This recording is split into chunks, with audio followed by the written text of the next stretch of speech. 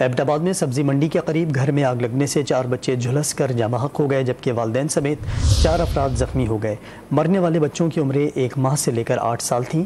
مزید جانتے ہیں ڈان نیوز کے نمائندے سردار یاسر سے۔ سردار یاسر، بتائیے گا کیا معلومات ہیں آگ لگنے کے اس واقعے سے متعلق؟ جی بالکل، یہ تھانہ کینٹ کی حدود ہے سبزی منڈی میں، جہاں یہ ایک افسوسناک واقعہ پیش آیا۔ یہ گھر میں کوئلے کی انگیٹھی لگائی تھی جس سے آگ بھڑک اٹھی، جس نے پورے گھر کو اپنی لپیٹ میں لیا ہے۔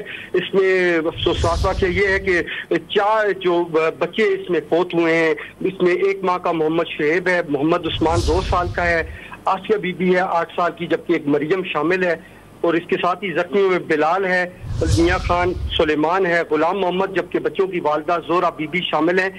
ریسکیو 1122 نے اس پہ کارروائی کرتے ہوئے آگ کو قابو کر لیا ہے، اور زخمیوں کو طبی امداد کے لیے BHQ اسپتال ایبٹ آباد روانہ کر دیا گیا ہے۔ جی یاسر، بہت شکریہ آپ کا۔